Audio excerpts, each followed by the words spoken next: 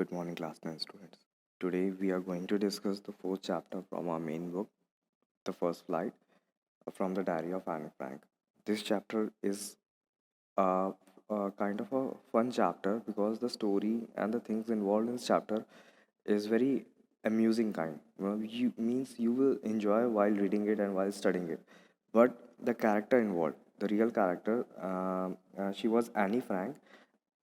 She doesn't witness the real happiness of her life just because at the age of 16 she passed away, and she was one of the victims of the atrocities. Atrocities means the brutality and the unfriendliness of the German or the Nazis. And she was a Jewish, and Judaism is a religion that is practiced in Israel and other parts of the country. And she was a Jewish, and she lived in Germany. And the Nazi party was hunting Jewish, and they were killing. So she had a diary, and she wrote everything in a diary. And in the first parts of the chapter, in the first and second page of the chapter, we will see why she always kept a diary. Actually, the diary was her best friend, and she wrote everything whatever happened in the day and what were the things that were happening, and she find it interesting. She pen it down in her diary. And the thing is, the atrocities she faced and the real challenges she faced, that will really give you goosebumps. So before reading the chapter, we are going to read before you read, okay? So it is a kind of an important thing just because it is better to understand the character of the chapter. Then we should proceed forward with the chapter.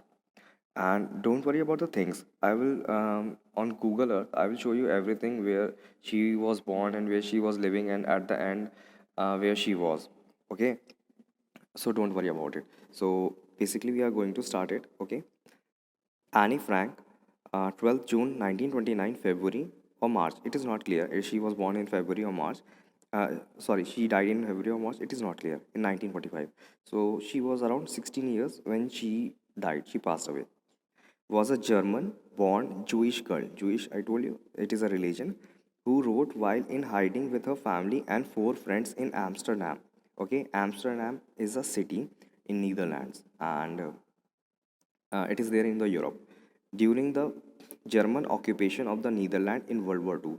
The German occupation means the German people attacked the Netherlands and they have occupied the Netherlands. So she was hiding with her family in a building. Okay, and we will get to know about the building in a later video. If you remember the World War, it started with 1939, and in some books it is written 1938, and it ended in 1945, when German lost and the Japanese lost after the detonation of the nuclear bombs. Her family had moved to Amsterdam after the Nazis gained power in Germany. So they were living in Germany, but when the Nazis totally conquered the Germany, actually they were part of the Germany. They were totally living in Germany. So when the atrocities and the brutality of Nazis came beyond the limits, so finally they decided, means she and her father and all her family decided that it is not safe to live in Germany, and she decided to move to the Netherlands.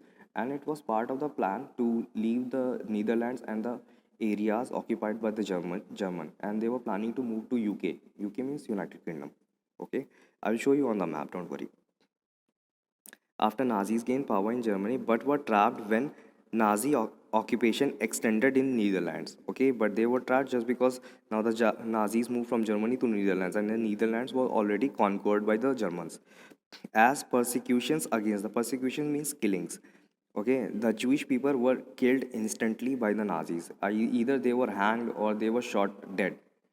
Against the Jewish population increase, the family went into hiding in July 1942 in hidden rooms of her father's Otto Frank. Otto Frank is the name of Annie's father, office building. So Otto Frank was working in a building, and the boss was very, very helpful. And the owner of that building, who was the boss of Otto Frank, he allowed Otto Frank's family, means Annie and her elder sister and her mother, to live and stay in his building. Okay, so that's why they were kept alive for a very long period of time, but it was not totally safe just because after some times they were captured by the Nazis. Actually, there were two armies of Nazis, the Red Army and the SS Battalion. These were the very cruel group of the Germans.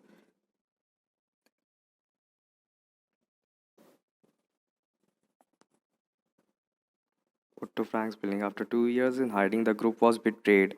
Betrayed means to cheat, and transported to the concentration camp system where Annie died of typhus in Bergen-Belsen within days of her sister, Margaret Frank. Actually, concentration camp is a camp that was a camp in in Germany, where the Jewish people and other people who did not follow the laws that were made by the German people, so they were put in the concentration camp. And in concentration camp there was not a medical treatment, or even they were not fed properly. The food was not given so most of the people who died in concentration camp were due to illness or just because of the hunger. They died of the starvation. So the group was betrayed means somebody just gave the information that a Jewish family is hiding in the building, and finally the Germans captured them.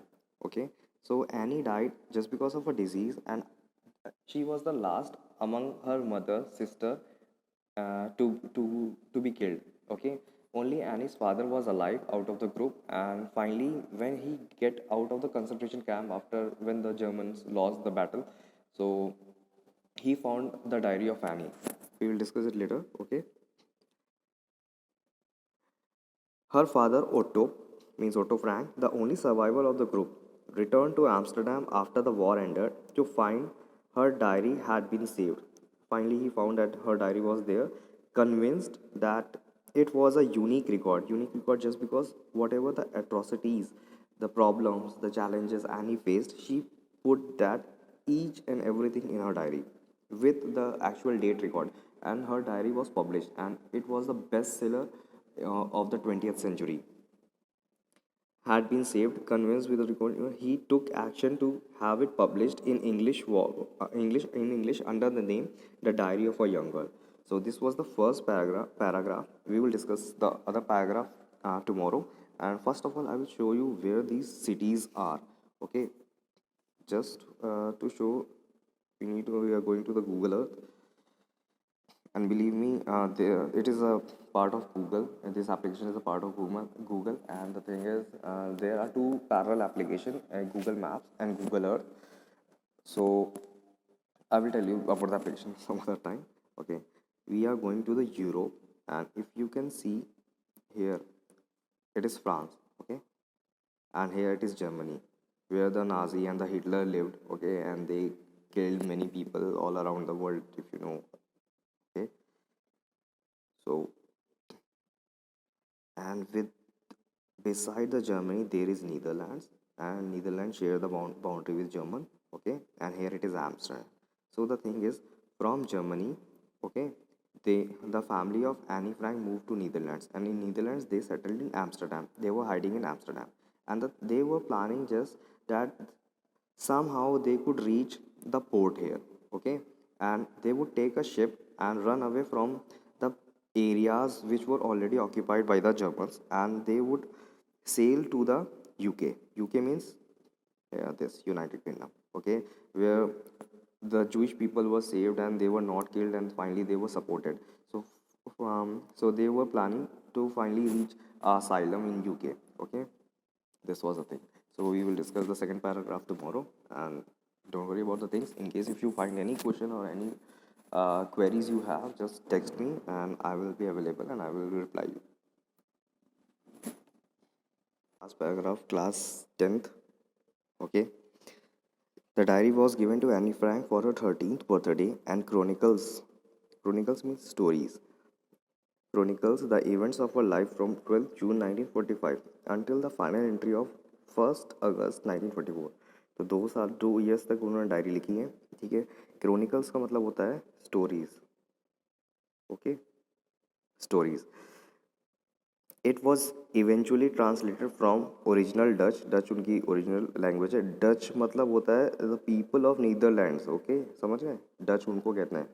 into many languages and became one of the world's most widely read books. तो बहुत पढ़ी गई हुई book है ये उनकी, मतलब थी diary but it was translated into different languages और उसको एक बुक के फॉर्म में पब्लिश किया गया. There have also been several films, televisions and theatrical productions and even an opera. तो कई सारी फिल्म्स और थिएटर्स और ड्रामास किए गए हैं एनी फ्रैंक की इस डायरी को देखते हुए. ओके, इसी डायरी से इवेंट्स उठाए गए थे और थिएटर पे या मूवीज़ में स्टेजेस तैयार करके एक मतलब जैसे से रिकॉर्डिंग की गई है. And and even an opera based on the diary. Opera अगर नहीं पता तो ओपरा मीन्स एक जब कोई सिंगर बहुत ही हाई फ्रीक्वेंसी पे गाता है तो उस चीज़ को ओपरा कहते हैं. Described as the work of a mature and insightful mind, the diary provides an inmate examination. Inmate means in depth, काफ़ी गहरा. Okay, examination of daily life under Nazi occupation. तो इस डायरी से हमें काफ़ी चीज़ें पता चली, जैसे कि when Nazi people were ruling all over the territories, so how the common life of common people were affected. Okay, तो जैसे एनी फ्रैंक थी, she was hiding in a building और कई बार इन्होंने कई टाइम मतलब बहुत सारा टाइम बिताया बिल्डिंग के अंदर और इनको खाने में कई बार कुछ नहीं मिलता था. लेकिन जब कभी इनको खाना मिलता था तो कई बार ऐसा भी हुआ है कि इनको एक ब्रेड मिलती थी and still there was lot of moulds. Mould मतलब होता है ग्रीन कलर नहीं हो जाती ब्रेड जब वो काफ़ी बासी हो जाए. ठीक है, तो ये ऐसी टाइप की ब्रेड भी मिली इनको खाने के लिए. ये सारी एंट्रीज इन्होंने डायरी में लिख रखा है.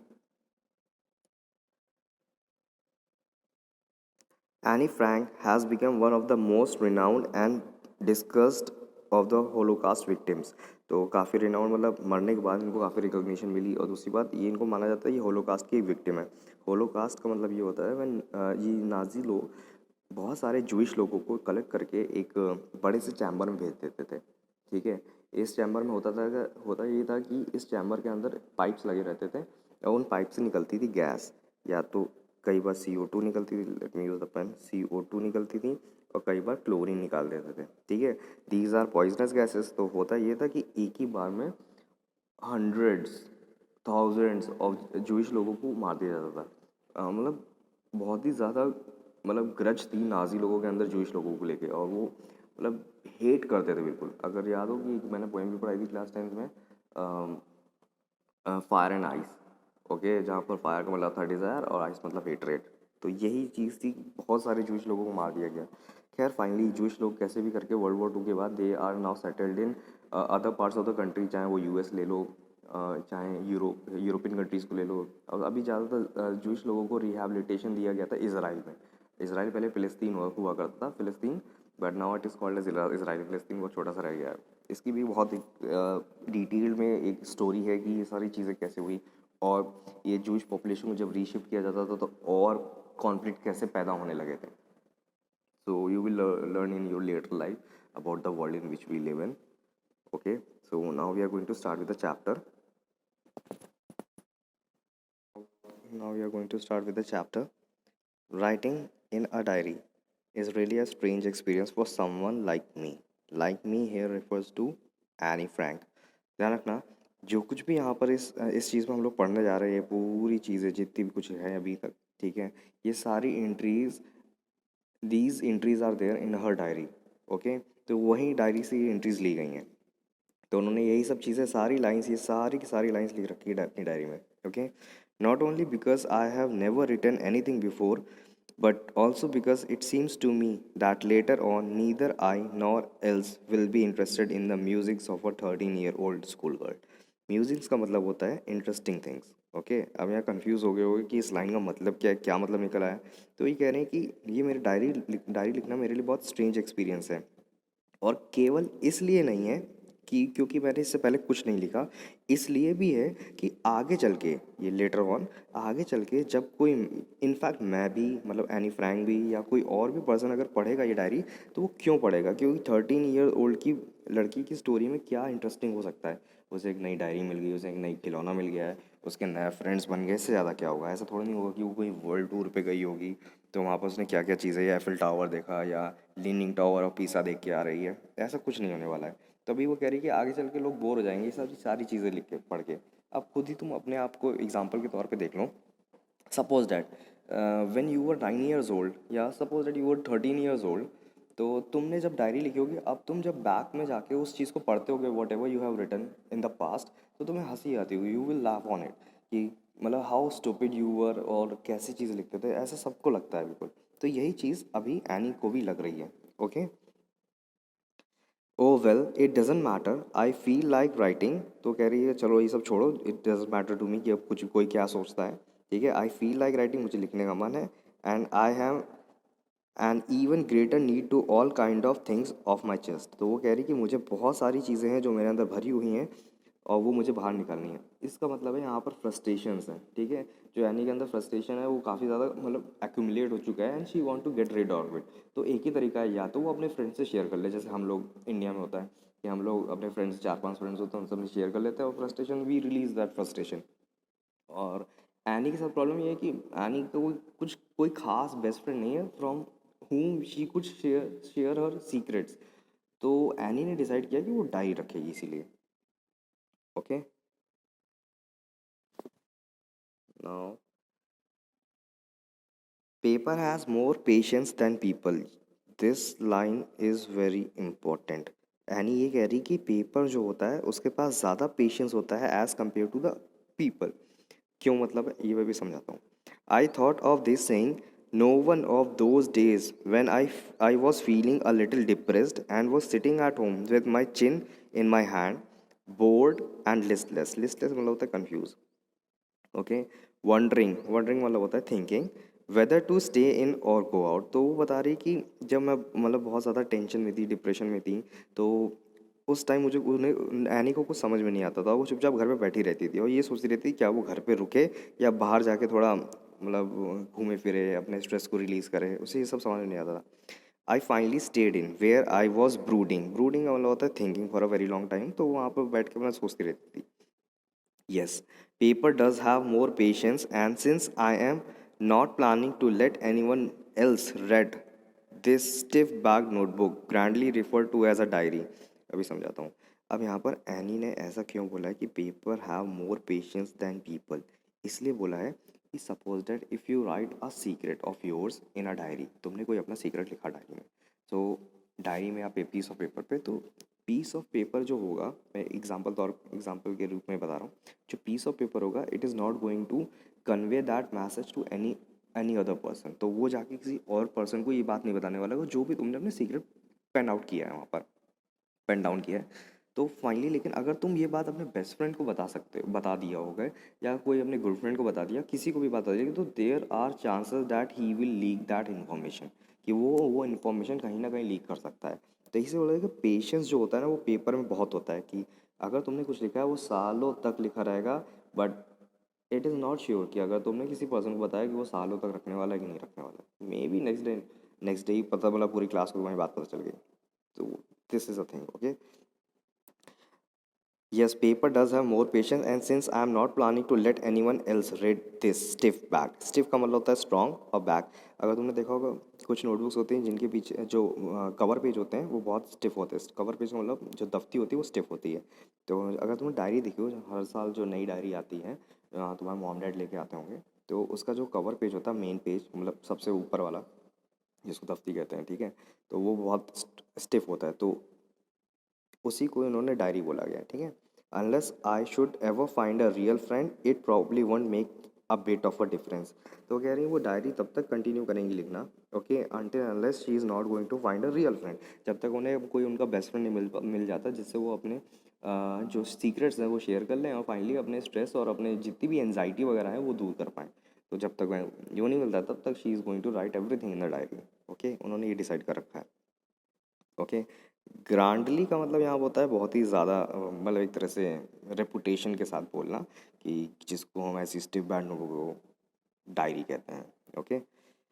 Now I am back to the point that prompted me to keep a diary. Prompted मतलब होता है एक तरह से फोर्स करना, ठीक है, छोटा धीमे से फोर्स करना।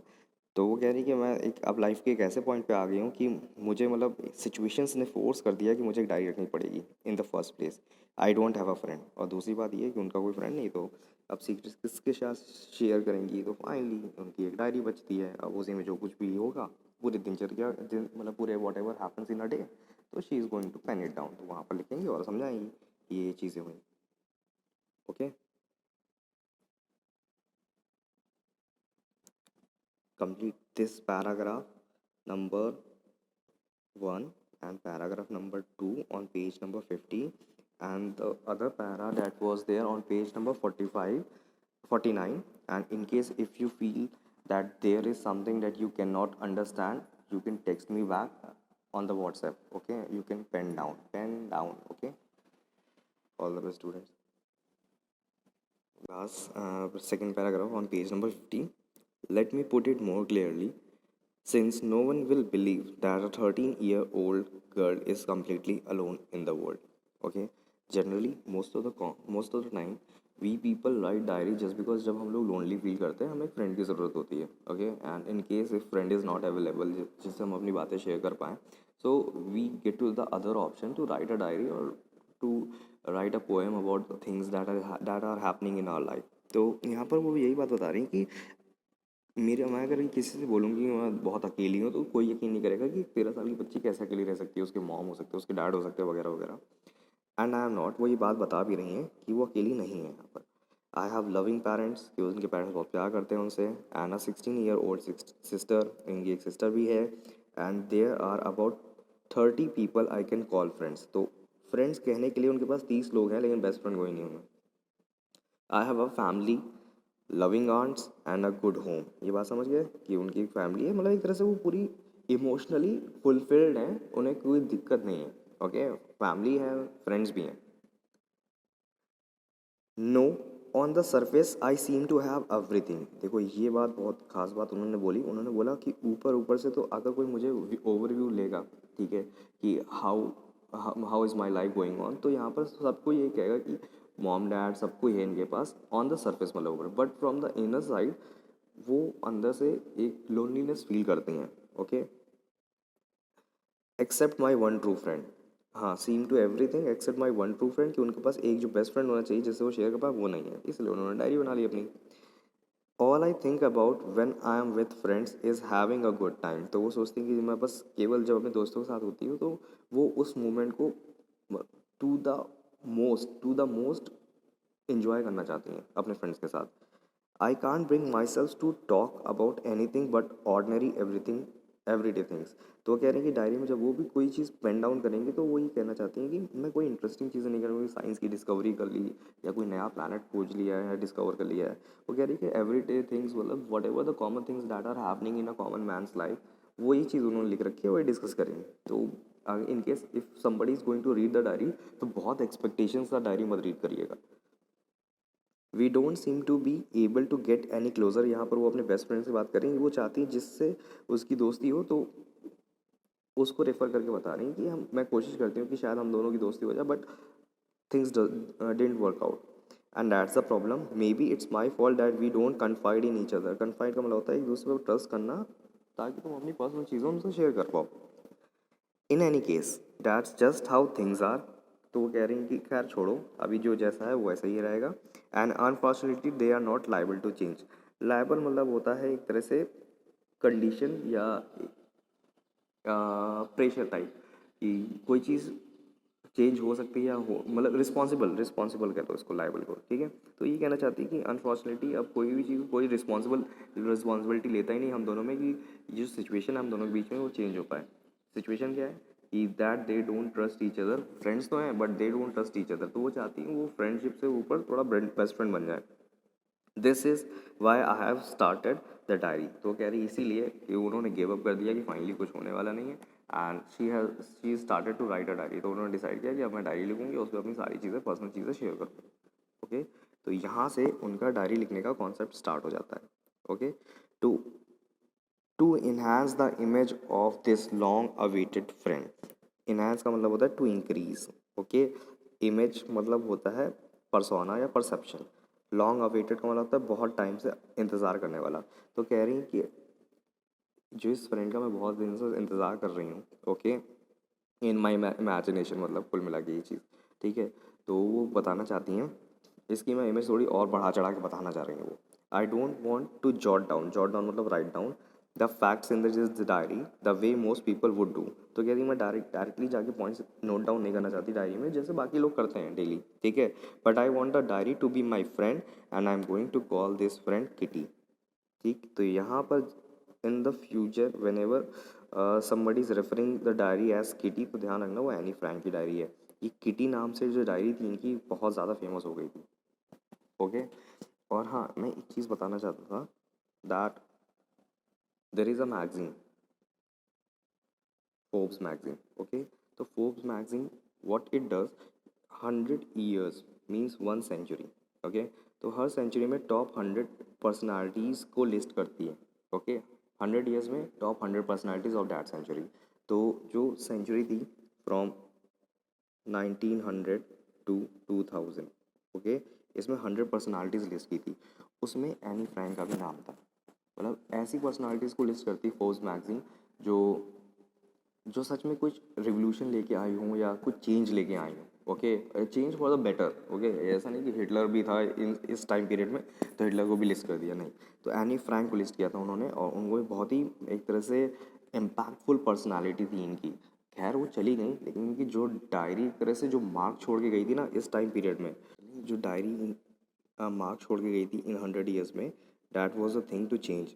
तो ये चीज़ बहुत ज़्यादा इंपॉर्टेंट हो जाती है कि उनकी डायरी में अगर सपोज दैट ला बैक 2 years बैक अपने सीबीएसई के सिलेबस में भी ये चीज़ थी, but finally things change and the books change also. Okay, and we move with the curriculum and all that thing. But in case if you get the time तो इनके बारे में प्लीज़ ज़रूर डायरी पढ़ना। And she narrated the her all her stories how she manage to escape and keep herself alive। Okay, तो in case time मिले तो it is also available in the library. Okay, tomorrow we will continue with the page number 51। We are back at page number 51, and about these oral comprehension, when we will finish this chapter we will continue with the oral comprehension as well as thinking about the text. We will discuss each and every question, so don't worry about it. And remember, there is a thing to worry, that you need to write each and every questions in your answer books। Okay, answer books means notebooks, अपनी notebooks में करने हैं बस, ये बात ध्यान रखना। Okay, so shall we start? Since no one would understand a word of my stories to Kitty, diary, वही डायरी है। If I were to plunge right in, plunge मतलब होता है डायरेक्टली लिखना, वो यहाँ पर मतलब ये है। Okay, I would, this I apostrophe D means here I would better provide a brief sketch of my life much as I dislike doing so। तो कह रही हैं कि अगर मैं डायरेक्टली लिखना स्टार्ट कर दूंगी डायरी में तो if somebody starts reading my diary so उसे कुछ समझ में नहीं आएगा कि what is happening in the diary और in the life of Anne Frank. तो वो पहले से अपना ब्रीफ डिस्क्रिप्शन देना चाहती है कि उसके फैमिली के बारे में, अपने बारे में, उसका मतलब फील्ड्स ऑफ इंटरेस्ट क्या हैं वगैरह सब कुछ बताएगी। उसके बाद वो डायरी को लिखना स्टार्ट करेगी। एक तरह से whenever we buy a book, तो बुक में पहले प्रीफेस होता है जिसमें बुक के बारे में और बाकी चैप्टर्स के बारे में, ऑथर के बारे में पता होता है, बताया जाता है। तो it was something like that only. अब बात ये है कि वो एनीवे ये भी बता रही हैं कि उन्हें इन सब चीज़ों में कोई इंटरेस्ट नहीं है कि वो अपनी लाइफ को किसी के सामने डिस्क्राइब करें। Okay, my father the most adorable, adorable मतलब होता है गुड, पसंद करने वाले। Okay, adorable father I have ever seen didn't marry my mother until he was 36 and she was 25। Until he was 36, तो इंडिया में होते तो पक्का उनकी शादी हो गई होती, but you know in foreign country it happens. Okay, तो 36 तक he was still unmarried and her mother was 25। Okay, बहुत ज़्यादा एज गैप है, ठीक। तो फाइनली खैर they got married। okay, my sister Margaret was born in Frankfurt in Germany। Frankfurt in Germany, don't worry, I will show this on Google Earth। okay, in 1926, 1926 में world war to नहीं start हुआ था। Okay, और अभी यहाँ पर Margaret की मतलब बर्थ हो चुका है। It is post world war one. Okay, world war one को हम कई बार ग्रेट वॉर भी कहते हैं। ओके, क्योंकि वन अब तब कहेंगे ना वर्ल्ड वॉर वन को जब वर्ल्ड वॉर टू हुआ होगा। तो जब वर्ल्ड वॉर टू हुआ था तो उसके बाद हम लोग उसको वर्ल्ड वॉर वन कहने लगे थे, नहीं तो उसको ग्रेट वॉर कहते थे। Okay, I was born on 12th June 1929। I lived in Frankfurt until I was 4। 4 का मतलब यहाँ पर she was 4 years old। My father emigrated to Holland। Emigrated एक बहुत इंपॉर्टेंट वर्ड है। Emigrated वर्ड इंपॉर्टेंट है प्लस ये कॉमन भी है। इसका मतलब ये होता है कि when a person moves from one country to different one, okay, in search of better life और जॉब्स, एवरीथिंग, जॉब अपॉर्चुनिटीज़, तो इस चीज़ को एमिग्रेशन कहते हैं। ओके, घूमने फिरने के लिए जाएगा, वहाँ पर बसने के लिए जब लोग जाते हैं, that is called immigration. Okay, to Holland in 1933। Holland भी I will show you. Okay, you will not find Holland on the map, there is kind of a catch. My mother Edith Hollander Frank, okay, mummy के नाम है Hollander, okay, went with him to Holland in September, while Margaret उनकी elder sister, and I was sent to Aston to stay with our grandmother. Okay, Aston भी एक जगह है, to stay with our grandmother. Margaret went to Holland in December. I followed in February. तो पहले Margaret गई थी। Okay, अब ध्यान रखना, भले ही ये बात एनी ने डायरी में डिस्क्राइब नहीं हुई, लेकिन कहीं ना कहीं एक पर्सनल ग्रज हो जाता है कि मॉम डैड ने पहले बड़ी सिस्टर मार्गरेट को अपने पास बुला लिया था, बट एनी बाद में गई है। ओके, मतलब सेकंड चॉइस बन गई Annie. When I was plug down on the table as a birthday present for Margaret, तो हुआ ये था कि मार्गरेट का बर्थडे आ रहा था, तो मार्गरेट को सरप्राइज देने के लिए हुआ क्या था, एनी को एस्टन से बुला लिया गया था वापस, and right in front of Margaret any को प्रेजेंट किया, लो देखो तुम्हारी छोटी बहन आ गई, तुम्हारा बर्थडे गिफ्ट हो गया। तो कुल मिला के पैसा बच गया। ठीक है, ओके, मैं तुम्हें ये बता दूँ, 19 ये बात है 1926 की, एंड इन 1926 जर्मनी में चीज़ें सही नहीं थी, स्टेबल नहीं थी, क्योंकि लोग फाइनेंशियली बहुत वीक थे, और जर्मनी के ऊपर टैक्सेस का बर्डन बहुत लाद दिया गया था, जस्ट बिकॉज इन वर्ल्ड 1 और the global war Germany lost. Okay, तो बहुत सारी चीज़ें थी जिससे जर्मनी की जो पॉपुलेशन थे वो मतलब गरीब से गरीब हो रही। ओके, रिसोर्सेज की कमी थी, क्योंकि जितनी भी रिसोर्सेज या एग्रीकल्चर प्रोड्यूस होता था दैट वाज एक्सपोर्टेड, तो बाकी कंट्रीज खींच लेते थे। ठीक है, ये बोल के कि तुम्हारी वजह से वर्ल्ड वॉर हुआ and finally you need to pay, तो कंडीशंस बहुत ख़राब थी। तो जो थोड़े से भी वेल्दी फैमिली होती थी, थोड़ी बहुत भी, या थोड़े से पढ़े लिखे लोग होते थे, वो कोशिश करते थे जर्मनी से मूव आउट करने के लिए।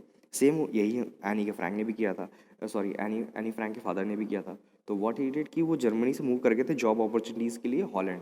ओके, अब मैंने बताया ना एमिग्रेट किए थे, एमिग्रेट का मतलब ये होता है कि एक कंट्री से दूसरी कंट्री मूव करना, ताकि वहाँ पर रह सको तुम। I started right away at the Montessori nursery school. तो ये मॉन्टेसरी नर्सरी स्कूल छोटा स्कूल है, इसे याद रखने की जरूरत नहीं, बस जान लो नर्सरी में उन्होंने एडमिशन ले लिया। I stayed there until I was 6 years old थी, जब तक वो 6 साल की नहीं होगी तब तक वो वहीं रुकी। Eight which time I started in the first form. यहाँ पर देखना, यूरोपियन कंट्रीज़ में क्लास नहीं बोलते, वहाँ पर फॉर्म बोलते हैं। ओके, जहाँ पर भी वर्ड होगा FORM, तो वहाँ पर है क्लास। ओके, तो जब तक वो फर्स्ट क्लास नहीं है तब तक वो मॉन्टेसरी स्कूल में नहीं थी। Okay, in the sixth form my teacher was Mrs Kuperus, the headmistress. तो इनकी जो टीचर थी वो मिसेस कूपरस थी, और वो हेड मिस्ट्रेस भी थी। हेड मिस्ट्रेस का मतलब होता है मतलब प्रिंसिपल थी। At the end of the year we both in tears as we said a heart breaking farewell. Farewell का होता है गुड बाय। ठीक है, तो फाइनली अब वो अपना स्कूल लीव करके जा रही हैं, तो हार्ट ब्रेकिंग फेयरवेल यहाँ पर बोथ का मतलब है मिसेस कूपरस और एनी फ्रैंक, कि दोनों के बीच में बॉन्डिंग बहुत अच्छी होती है, और वैसे भी हम टीचर्स और स्टूडेंट के बीच में ह्यूमैनिटी की बॉन्डिंग हो ही जाती है। Okay, in the summer of 1941 grand माँ फेल इल। 1941 वर्ल्ड वॉर से ज़्यादा से ज़्यादा हम लोग 8-9 साल दूर हैं बस।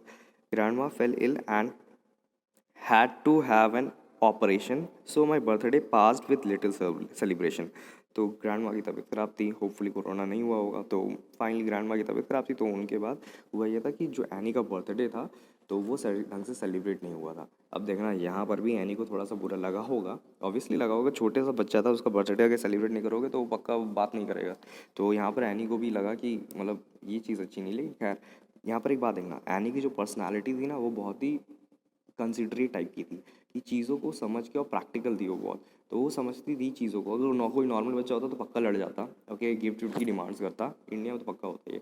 तो बट थिंग इज़ कि यहाँ पर एनी काफ़ी कुछ समझी कि उसकी जो फैमिली कंडीशन है दैट वाज नॉट नॉर्मल, और ग्रैंडमा की तबीयत खराब है, तो कुछ ज़्यादा उसने विरोध नहीं किया इस चीज़ का। ओके, ऐसा नहीं फील किया उसने कि बहुत ज़्यादा इनजस्टिस हो रहा है उसके साथ। In the summer of 19 grandma, okay, grandma died in January 1942। तो समर में 1941 में उनकी तबीयत ख़राब हुई थी, और ऑलमोस्ट जब जनवरी आया तो ग्रैंडमा की डेथ हो चुकी थी। No one knows how often I think of her. तो यहाँ पर एनी फ्रैंक बता रही, कोई नहीं जानता कि मैं ग्रैंडमा के बारे में कितना सोचती हैं उनको कितना याद कर रही हूँ, एंड स्टिल लव हर, और उनसे बहुत प्यार करती हैं वो। This birthday celebration in 1942 was intended, intended का मतलब होता है planned, okay, planned. This birthday celebration in 1942 was intended to make up for the other. Make up for the other का मतलब होता है जब when you do something wrong तो तुम उसको ठीक करने के लिए कोई सब्स्टिट्यूशन में कोई काम कर देते हो, तो उसको कहते हैं मेकअप, ठीक है। And grandma's candle was lit, lit का मतलब लाइट का second form, lit, okay, along with the rest. तो हुआ ये था कि देखो ग्रैंड माँ की डेथ हो चुकी थी, तो ग्रैंड माँ की डेथ के बाद वहाँ उनकी जो फैमिली थी वो बहुत ज़्यादा सैड थी। तो उस सैडनेस को ओवरकम करने के लिए व्हाट द फैमिली डिसाइडेड, कि उन्होंने डिसाइड किया कि चलो ठीक है, ग्रैंड माँ की तबीयत खराब थी तो हम लोगों ने एनी का बर्थडे सेलिब्रेट नहीं किया, तो नाउ ग्रैंड माँ पास्ड अवे, सब लोग बहुत सैड हैं and they were in deep light, तो अब हम लोग बर्थडे सेलिब्रेट करते। तो उन्होंने बर्थडे सेलिब्रेट इस रीज़न से किया था कि कम से कम एक छोटी सी पीस ऑफ माइंड और एक हैप्पीनेस मिल जाएगी सबके सामने, ओके। तो जब केक था तो वहाँ पर ग्रैंड माँ की भी कैंडल चल रही थी वहाँ पर। The four of us are still doing well, अभी तक सब सही चल रहा है, and that brings me to the present day of 20 June 1942 and the solemn dedication of my diary. Solemn का मतलब होता है रेयर, ओके। तो set dedication of my diary. अब now I will show you where are these cities and where are these countries, okay। तो अगर इन case if you find anything and any paragraph और any sentence any word, so text me, okay, with the help of this Google earth.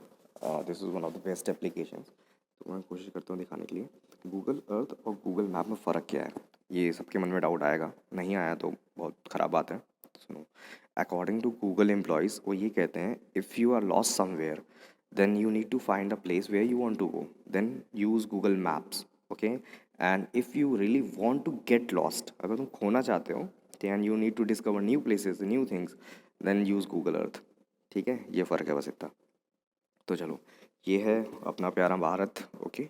Then if you move to the west, okay, here you will find this Saudi Arabia and all, okay, and here it is Turkey। ध्यान रखना, Turkey and Russia are the only two countries in the world which shares two continents, Asia as well as Europe, okay. Turkey का हो गया कि Turkey कहाँ sir ऐसा है, Turkey तो एशिया में है, लेकिन but when you see this part, okay, this is called the bridge of Asia.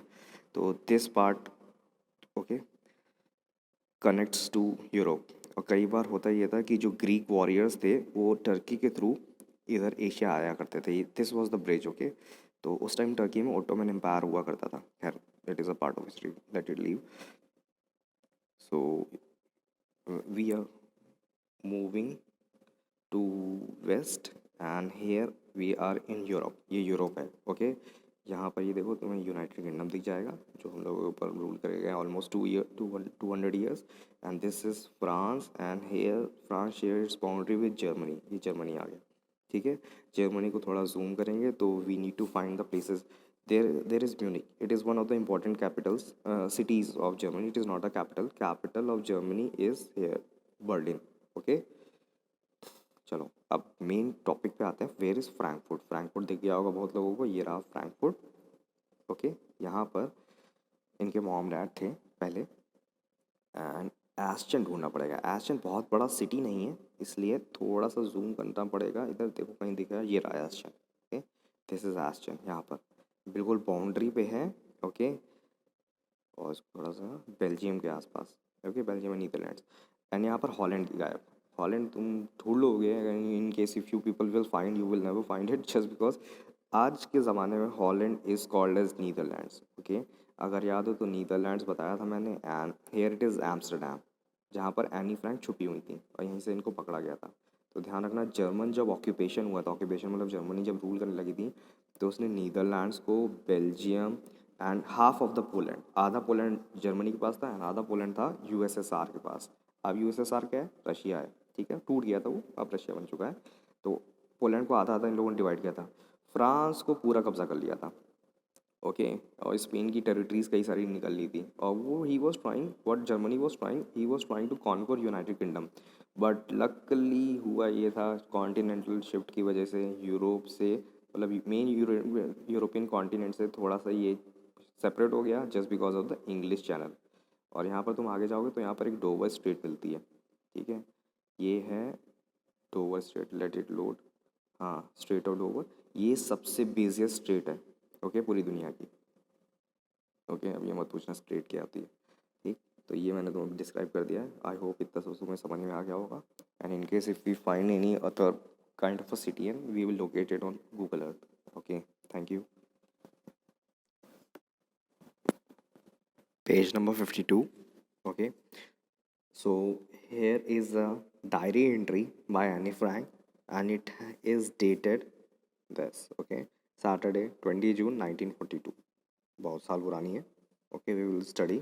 तो हुआ ये था कि यहाँ पर जो उन्होंने डायरी एंट्री की है ना, वो एक सिचुएशन उन्होंने डिस्क्राइब की जो उन्होंने फेस की थी when she was waiting for a result for the next class. Okay, यहाँ पर क्लास को ध्यान रखना, फॉर्म बोला गया है, FORM।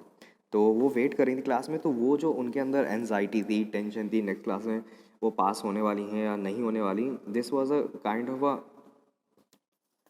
Tension she was facing. Okay, anxiety and वो सारी चीज़ें जो हम लोग फेस करते हैं। ओके, तो कंटिन्यू करते हैं, स्टार्ट करते हैं। Okay, dear Kitty, our entire class is quaking in its boot. Okay, the reason of course is the forthcoming. Forthcoming का मतलब होता है आने वाला। Meeting in which the class in which the teachers decide who will move up to the next form or who will be kept back। तो कुल मिला के यहाँ पर ये डिस्कस हो रहा था। ओके, मतलब यहाँ पर डिस्क्राइब कर रही थी सिचुएशन की जो टीचर्स हैं वो मीटिंग लेने वाले हैं, मीटिंग वही parents teachers meeting, and finally वहाँ पर डिसीजन होगा कि कौन बच्चा नेक्स्ट क्लास में जाने वाला है, कौन बच्चा नहीं जाने वाला है। बस सिंपल सी बात है। Okay, quaking in the boots यहाँ पर रेफर किया गया है, बहुत ही कॉमन नहीं है, अनकॉमन है। तो अगर याद भी नहीं रखोगे तो it doesn't matter. Okay, but फिर भी पता होना चाहिए, बस पता तो सब कुछ होना चाहिए। ओके, चलो कंटिन्यू करते हैं। Half the class is making bets. Okay, आधे से ज़्यादा क्लास जो बेट्स लगा रही कि कौन, मतलब एक तरह से दे वर बेटिंग कि ये लड़का पास होगा कि नहीं होगा। मान लो जो सबसे डम टाइप का बच्चा होगा ना, उसके वो बेट लग रही है कि ये पास होगा नहीं। तो कुछ लोगों ने बोला होगा कि he is going to pass, और कुछ बोल रहे होंगे he is not going to pass. अब जो बेट जीत जाए, देखो, बेट्स GN यहाँ किसी का नाम है। Okay, making bets GN and I laugh our self silly at the two boys behind us, CN and Jackies, who have stacked their entire, stacked का मतलब होता है लगा देना। Okay, their entire holiday savings on their bed। तो इन लोगों ने किया क्या है, CN और जैकीज ने, कि जितना भी पैसा इन्होंने मतलब पॉकेट मनी कलेक्ट की थी, ओके, तो उन्होंने पूरे पैसे बेट में लगा दिए। या तो वो डबल ट्रिपल हो जाएंगे या तो they will go back with empty hands. तो देखो क्या होता है यहाँ पर। From morning to night it's, you are going to pass, no I am not, you are, yes you are, no I am not. तो बता रहे हैं कि मतलब सुबह से लेके शाम तक, मतलब जब तक स्कूल में रहते हैं तो जो बच्चे नहीं एक दूसरे कहते हैं भाई तू तो पास हो जाएगा, तो कहता है नहीं भाई मैं नहीं होगा, तू पास हो जाएगा। तो वही सब चीज़ें चल रही हैं अभी। Even G is pleading glances, pleading का मतलब होता है रिक्वेस्टिंग, मतलब एक दया भाव वाला दिखाना एक तरह से। ग्लांसेस का मतलब होता है नज़र। And my angry outburst, outburst मतलब होता है फट जाना, बिल्कुल गुस्से से, बिल्कुल तुरंत अचानक से, अभी तुम शांत हो, गुस्सा है और फाइनली यू स्टार्टेड शाउटिंग, तो इसका आउटबर्स्ट कहते हैं। कांट काम देम डाउन, काम का मतलब होता है शांत। ओके, काम। तो वो बता रही कि जो चीज़ है उसकी मतलब एक दया वाली जो ग्लांसेस है, जिस नज़र से वो देख रहा है, और मेरे जो एंग्री आउटबर्स्ट है, कांट काम देम डाउन का मतलब यहाँ पर है किसी को शांत नहीं करा सकते। पूरी क्लास में एक तरह से कियोस मचा हुआ है कि क्या होने वाला कुछ नहीं पता किसी को। If you ask me, there are so many dummies, dummies मतलब dumb students, that about a quarter of the class should be kept back. तो एनी के हिसाब से ये है कि क्लास में 1/4 बच्चे डम टाइप के हैं और 1/4 बच्चों को उनको उसी क्लास में रखना चाहिए, उनको प्रमोट नहीं करना चाहिए। Okay, but teachers are the most unpredictable creatures on the earth. But teachers इस लाइन का मतलब ये है, लेकिन जैसे एनी तो बात सच जानती है कि 1/4 बच्चे हैं जिनको क्लास में रखना चाहिए and they are not going to pass, eligible ही नहीं पास होने के। लेकिन एनी कहती है कि इन 1/4 बच्चों में बहुत बढ़िया परफॉर्मेंस दी, टीचर्स ऐसे होते हैं, बहुत बढ़िया परफॉर्मेंस दी and they are going to the next form, तुम लोग सीखो इन लोगों से कुछ। तो ये चीज़ें बहुत सरप्राइजिंग होती है कि टीचर्स की तरफ से ये बातें आती, तो एनी इसलिए कह रही बहुत अनप्रिडिक्टेबल है कि तुम प्रिडिक्ट नहीं कर सकते हो कि कभी टीचर किस बच्चे को पास कर सकता है, किसको फेल कर सकता है। Okay, we teacher just like an IPL cricket match, कुछ भी हो सकता है, ठीक है। Okay,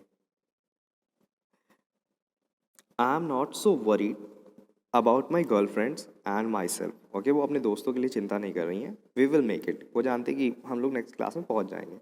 the only subject I am not sure about is maths. So maths, ठीक है, जिस वो सबसे डर लगता है, सबको डर लगता है इससे, तो है मोस्ट ऑफ द स्टूडेंट्स, ठीक है, तो उनको भी मैथ्स से डर लगता था। Anyway, all we can do is wait, हम कुछ कर नहीं सकते, बस वेट कर सकते हैं। Until then we keep telling each other not to lose heart. Not to lose heart का मतलब होता है कि हिम्मत ना हारो। Okay, things will be okay, एक तरह से होप दिलाना, this is called not to lose heart. ये कॉमन है, नॉट टू लूज हार्ट, ठीक है। I get along pretty well with all my teachers, ये लाइन देखो बहुत कॉमन चीज़ है, ठीक है। I get along pretty well, get along का मतलब होता है कि वो ये बताना चाहती है कि उनकी सारे टीचरों से अच्छी अंडरस्टैंडिंग है, एंड टीचर्स उनको एडमायर भी करते हैं उनकी परफॉर्मेंस की वजह से। ओ माय गॉड, ठीक है, okay. There are 9 of them, ठीक है, 7 men and 2 women।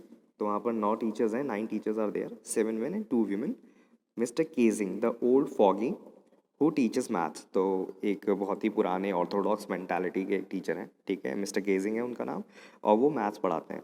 Was annoyed, annoyed का मतलब होता है परेशान होना।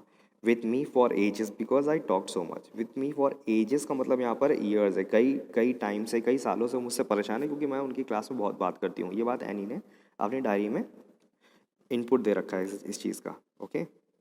और हाँ, एनी एनी की यही है पूरे चैप्टर में, मेन चीज़ यही है कंटेंट की मिस्टर केजिंग और एनी की नहीं बनती है, एंड फाइनली इनके बीच में एक छोटा सा कॉन्फ्लिक्ट चलता है जिसको फाइनली एनी जीत जाएंगी।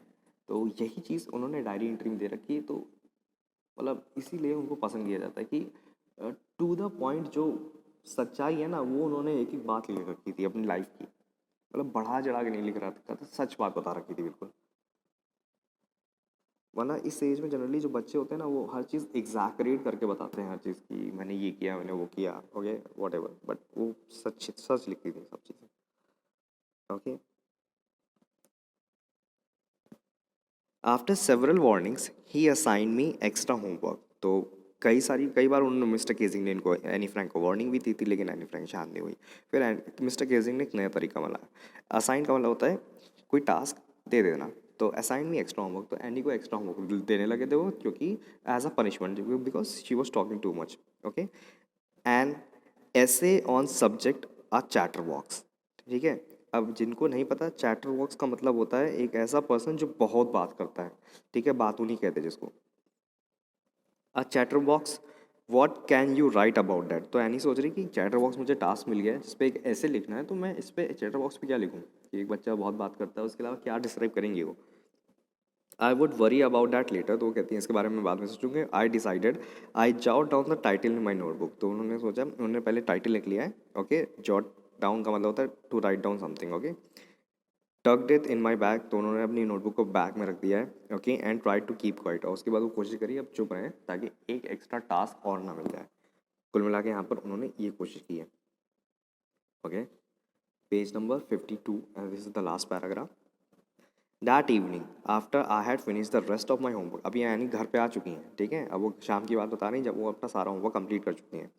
द नोट अबाउट द ऐसे कॉट माई आई, तो द नोट अबाउट द ऐसे कॉट माई आई का मतलब यहाँ पर ये है कि एनी ये सब कुछ काम खत्म करके maybe she was going to do something else, की खेलने कूदने जा रही होंगी या अपने मॉम डैड का हाथ बटाने जा रहे होंगे काम वाम में। बट तब तक उनको नज़र पड़ती है कि finally there is a extra task, okay, extra homework that has been given by Mr Keesing. तो यहाँ पर वो उनको रुक जाती हूँ यहाँ पर। I began thinking about the subject while chewing the tip of my fountain pen. पुराने ज़माने में उस टाइम फाउंटेन पेन चलते थे, निप पेन थे, दैट वॉज पॉपुलर, लेकिन वो बहुत उस टाइम महंगे मिलते थे। तो फाइनली वो अपने फाउंटेन पेन को चूई करती है जैसे हम लोग करते थे एग्जाम टाइम में, okay. Anyone would ramble on and leave big spaces between the words, but the trick was to come up with convincing arguments to prove the necessity of talking, okay. अब सुनना मेरी बात, ये जो paragraph है ना, यहाँ से any one would travel on, ठीक है, तो यहाँ पर ये बात समझना, यहाँ पर वो ये बता रही हैं कि ऐसे दिया है, कोई ना कोई बच्चा होगा, ये मोस्ट ऑफ द बच्चे यही सोचते हैं कि ऐसे दिया है, काम है, टास्क है, इसको कैसे भी करके ख़त्म कर दूँ। तो अब होगा ये, वर्ड लिमिट क्रॉस करनी है, तो ये करते हैं जैसे हम लोग बड़े बड़े वर्ड्स लिखते हैं, उनके बीच में स्पेसेस दे देते हैं, तो लगेगा पेज भरा भरा है, एंड फाइनली टीचर को लगेगा कि बहुत बहुत लिख के आया है, finally teacher is going to give marks. तो एनी ने सोचा कि ये सब चीज़ें मुझे नहीं करनी है। रैम्बल ऑन का मतलब होता है चुपचाप लिखने लिखते रहना, मतलब पॉइंट से हट के। ओके, तो उन्होंने ये डिसाइड किया था कि नहीं, मुझे ये चीज़ नहीं करना, मुझे अपने ऐसे आर्ग्यूमेंट्स देने हैं जिससे मिस्टर केजिंग कन्विंस हो जाए एंड फाइनली उन्हें ये समझ में आ जाए कि any is right and he was the person who was wrong. ठीक है, ये बात समझ गए। तो ये बात उन्होंने नहीं सोची थी, ये टास्क लिया था उन्होंने, और ऐसा होना भी नहीं चाहिए, ऐसा होना चाहिए, मतलब आई मीन टू से कि काम को निपटाओ नहीं, उसको बेस्ट करके दो। ठीक है, तो ये सोच रही थी वो। तो उन्होंने सोचा था कि ऐसे आर्गूमेंट्स लेके आऊँगी कि बात करना क्यों ज़रूरी है बच्चों का। ठीक है, आई थॉट एंड थॉट, तो वो सोचती हैं and suddenly I an idea, उनको आइडिया आता है। I wrote the 3 pages Mr Keesing had assign me and was satisfied. तो उन्होंने मिस्टर केजिंग के ऐसे पे 3 पेजेस पूरे लिखे हैं। अब क्या लिखा that is not describe, okay, पर थोड़ा सा जस्ट मिल जाएगी हमको। I argue that talking is a student's trait and that I would do my best to keep it under control। तो वो बता रही थी कि जो टॉकिंग है ये स्टूडेंट का ट्रेट है। ट्रेट का मतलब होता है कैरेक्टरिस्टिक, कि एक बच्चा है वो बात करेगा ही करेगा, okay, you can not stop him या हर। ठीक, तो वो कह रही थी कि वो उनका ये एक तरह से क्वालिटी, उनका कैरेक्टर, वो बच्चा बात करता ही करता है, कोई भी स्टूडेंट हो, और वो ये कोशिश ये करेंगी, she will try to keep it under control, अपने कंट्रोल में रखने के लिए कोशिश करेंगी। Okay, then the thing is the page number 53 ये थी कि वो अपने इस टॉकिंग वाले जो ट्रेट हैं उनको कंट्रोल करने की कोशिश करेंगी। Okay, but that I would never be able to cure myself of the habit since my mother talked so much as I did if not more. Okay, तो ये बता रही हैं कि जो ये उनके अंदर ये ट्रेट है बातचीत करने का, तो सारे स्टूडेंट्स के अंदर होता है, पहली बात तो ये समझ लें। फिर एनी के अंदर है, तो वो अब इस बात को एक तरह से जस्टिफाई करना चाहती है उनके अंदर ये ट्रेट कैसे आया। तो बता रही कि मेरी जो मॉम है वो खूब बातचीत करती हैं। Okay, she talk so much, तो उसके बाद वो ट्रेट उनसे एनी को ट्रांसफ़र हुआ है। जैसे मॉम डैड से हम लोगों को ट्रेट ट्रांसफ़र होता है, skin colour, height, okay, ear lobes, eye का कलर, ठीक है, ये सारी चीज़ें मिलती हैं। तो वही चीज़ एनी को भी उनकी मॉम से ट्रांसफ़र हुआ है। Okay, and there is not much you can do about inherited traits. तो यानी ये भी बात बताना चाहते हैं कि और जो इनहेरिटेड ट्रेड्स होते हैं ना उनके बारे में कुछ कर नहीं सकते। फॉर एग्जांपल अगर हाइट डिफाइंड है कि इतनी बढ़नी है तो उतनी बढ़ेगी, उससे ज़्यादा आप नहीं बढ़ा सकते हो। ओके, मे बी कॉम्प्लेन वॉम्प्लेन इनको दिखाते हैं, ऐसा कुछ नहीं होता कि वो बढ़ने वाली है। ओके, तो वही चीज़ बता रही कि तो वो इस टॉकिंग कैरेक्टरिस्टिक का जो उनके अंदर है वो उसका कुछ नहीं कर सकती हैं, बस इतना कर सकती, कंट्रोल करेंगे क्लास में कि मिस्टर केजिंग के सामने बात ना करें, दैट्स इट। ठीक है, इसके बाद paragraph, next paragraph we will continue for tomorrow. Class, now we are going to continue with page number 53 and we have already completed the first paragraph of this page and we are going to start now with the second paragraph. Okay, Mr. Casing had a good laugh at my arguments. Arguments represents the points which Annie presented in her essay. Okay, but when I proceeded to talk my way through the next lesson, he assigned me second essay. तो any को हुआ ये था कि any को ये लग रहा था कि एनी ने जो टास्क मिला था एनी को, उसको जो पहला टास्क मिला था ऐसे लिखने के लिए चैटर बॉक्स के ऊपर, तो एनी ने बढ़िया से आर्ग्यूमेंट्स देके मिस्टर केजिंग को एक तरह से कन्विंस कर लिया था कि एनी के अंदर जो कैरेक्टर है वो उसकी मॉम से पास हुए and finally she will try to control it. But जैसे ही वह एनी इस बात को थोड़ा क्या कहते हैं लीनियंटली ले रही थी, लीनियंटली मतलब होता है मतलब सीरियसली ना लेना, तो नॉर्मली ले रही थी, तो वो थोड़ा क्लास में बातचीत करने लगती थी। तो मिस्टर केजिंग वो ये सोची थी कि मिस्टर केजिंग शायद अब कुछ नहीं बोलेंगे इसको, ठीक है, he would not point it out.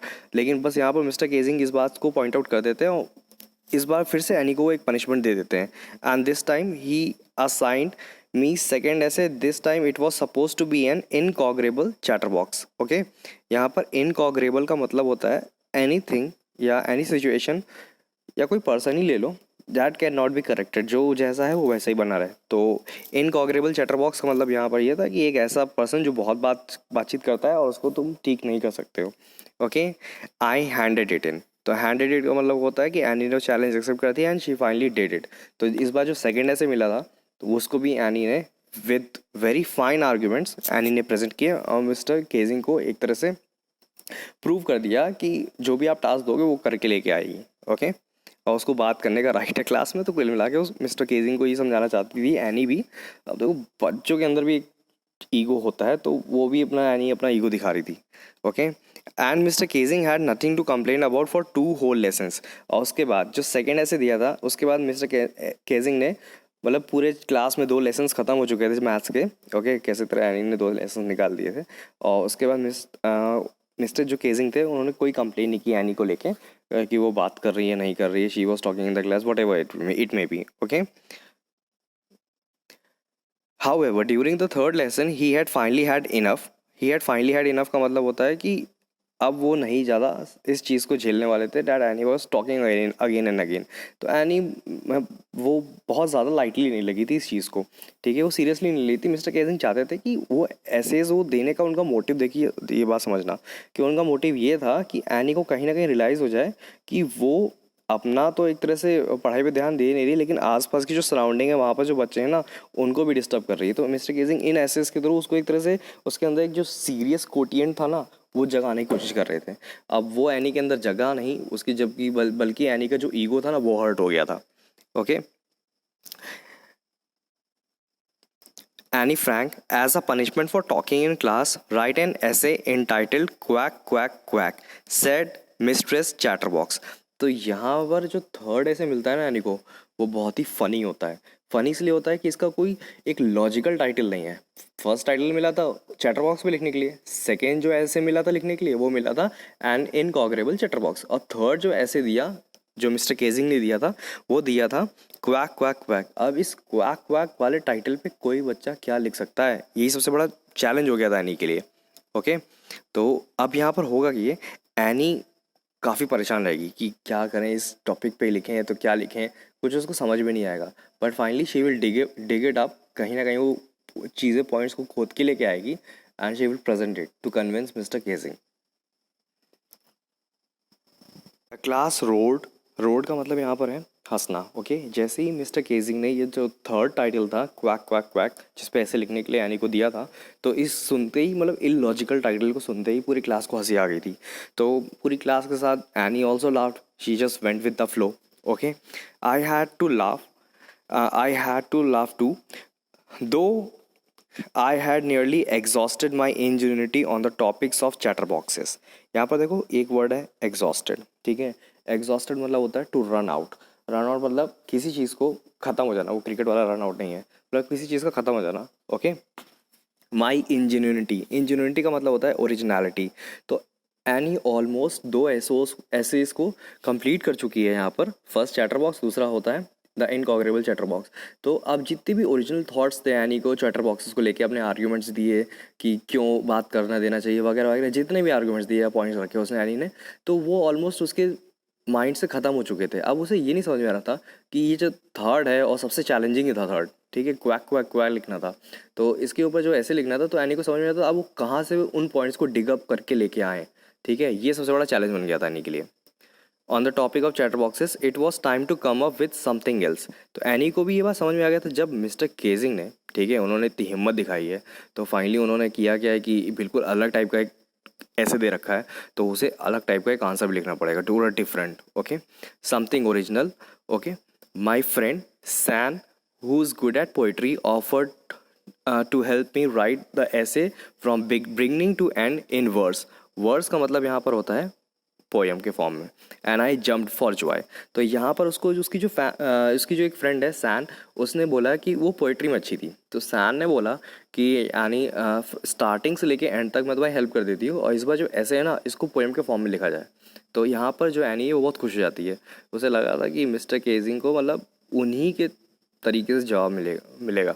ठीक है, अब ये लाइन देखना गौर से। Mr Keesing was trying to play a joke on me. तो मिस्टर केजिंग, वो कह रही है मिस्टर केजिंग मेरा मजाक बनाने की कोशिश कर रहे थे on me with this ridiculous subject. Ridiculous मतलब होता है बेकार सा, तो मैथ सब्जेक्ट को बोल रही है यहाँ पर। But I would make sure the joke was on him. तो वो कह रही कि मिस्टर केजिंग मेरा मजाक बनाना चाहते थे, ठीक है, with by giving this kind of illogical ऐसे। तो वो कोशिश कर रही थी कि वो ऐसे पॉइंट्स और ऐसे तर्क लेके आएगी जिससे मिस्टर केजिंग का क्लास में जो मतलब मजाक बन जाए। ठीक है, तो एनी कुल मिला के समझ गई है कि मिस्टर केजिंग को कैसे जवाब देना है। I finished my poem and it was beautiful. तो यहाँ पर एनी बता रही कि मतलब उसने थर्ड ऐसे ही कंप्लीट कर रखा है, ओके, और बढ़िया लिखा है। It was about a mother duck and a father swan and 3 baby ducklings. तो उस ऐसे में उसने पोएम के फॉर्म में बताया कि एक मम्मी डक है, मदर डक है, फिर एक पापा है जो स्वान है, ठीक है, और 3 बेबी डकलिंग्स है। डकलिंग मतलब डक्स के छोटे बेबी होते हैं, उनको डकलिंग्स कहते हैं, ठीक है। Who were bitten to death, bitten का मतलब होता है काट लेना, okay, bitten to death by the father because they quack too much. तो यहाँ पर एनी ने अपनी पोएम को बहुत डार्क टाइप का बताया है। डार्क मतलब जिसमें मर्डर वगैरह टाइप का चीज़ें होती हैं। तो एनी ने अपनी पोएम के थ्रू ये एक तरह से एक्सप्लेन करने की कोशिश की, ये जो फादर थे उन्होंने किया क्या, अपने जो छोटे डकलिंग्स थे, अपने जो बच्चे थे, उनको काट के मार दिया। काट के मतलब बाइट करके उनको मार दिया, जस्ट बिकॉज कि वो बहुत ज़्यादा क्वैक क्वैक क्वैक करते थे, ओके, मतलब बहुत ज़्यादा बातें करते थे, जैसे एनी करती है क्लास में, ठीक है। Luckily Mr Keesing took the joke the right way. और जब उसने एनी ने मिस्टर केजिंग को ये जोक प्रेजेंट किया तो एनी इस बात से खुश थी कि मिस्टर केजिंग कुछ गलत नहीं समझे, वो समझ गए कि एनी कहना क्या चाहती है, वो मतलब एनी की बात को समझ गए, ठीक है। अब वो एनी कहना क्या चाहती थी, अभी let me explain, okay. So page number 54, and this will be the last paragraph of the chapter. Okay. Poem to the class adding his own comments. तो यहाँ पर हुआ था, मिस्टर केजिंग ने किया क्या था कि केजिंग को मिस्टर एनी फ्रैंक की पोएम बहुत पसंद आई थी। तो finally he went up to the other students and narrated the poem. तो पोएम सारे बच्चों को बताया था, इनफैक्ट वो कई क्लासों में जाके बता के आए थे, to several other classes as well. Since then, I have been allowed to talk and haven't been assigned any extra homework. तो तब से जो एनी फ्रैंक है वो ये बता रही हैं कि जब से उन्होंने थर्ड ऐसे कंप्लीट करके मिस्टर केजिंग को दिखा दिया, तब से उनको बात करने के लिए अलाउ कर रखा है, ओके। और उसके बाद कोई एक्स्ट्रा होमवर्क नहीं मिला है, क्योंकि एनी की जो थर्ड ऐसे था ना वो बहुत डार्क टाइप का था, मतलब काफ़ी कुछ उन्होंने समझा दिया था कुछ ही वर्ड्स में, ओके। ऑन द कॉन्ट्रेरी, यहाँ पर ये जो वर्ड है कॉन्ट्रेरी, इसका मतलब होता है on the opposite. Mr Keesing's always making jokes these days. तो उल्टा ये हुआ थर्ड ऐसे के बाद, मिस्टर केजिंग की जो पर्सनालिटी थी that was very strict kind of personality, वो चेंज हो गई थर्ड ऐसे में। तब ये सवाल आएगा, मतलब it will be a general question, what was there in the third essay. Third essay में तो केवल एक स्वान थी, पापा स्वान थे, जिन्होंने अपने 3 बेबी डकलिंग्स को मार दिया था, just because these baby ducklings used to quack quack quack a lot, okay. तो बात ये थी, मिस जो एनी थी उन्होंने अपनी पोएम के थ्रू एक तरह से इनडायरेक्ट मैसेज ये दे दिया था मिस्टर केजिंग को। अब रिप्रेजेंट ये समझना, ये जो 3 बेबी डकलिंग्स है दे वर द स्टूडेंट्स और मिस्टर स्वान इज़ द केजिंग। तो एनी ये बताना चाहती थी अपनी पोएम से कि हम अगर बात करते हैं या क्वैक क्वैक करते हैं तो आप ज़्यादा से ज़्यादा हमें मार दोगे ना, जान से मार दोगे, इससे ज़्यादा क्या कर सकते हो आप। तो ये जो मैसेज था ना पोएम में, ये खैर सही तरीके से समझ में आ गया था मिस्टर केजिंग को, और वो भी समझ गए थे कि एनी कहना क्या चाहती है। कि जो टॉकिंग है ये एक ट्रेट है, बच्चों के अंदर होता है, हर एक इंसान के अंदर होता है, और इसमें मतलब ये कोई क्राइम नहीं है। तो कुल मिला के एनी ये कहना चाहती थी। तो मिस्टर केजिंग को समझ में आ गया था, and finally things were okay, और मिस्टर केजिंग ने उस मैसेज को ये पॉजिटिव नोट के साथ ले लिया। Okay, now the time is we will discuss about the question and answer in the next lecture.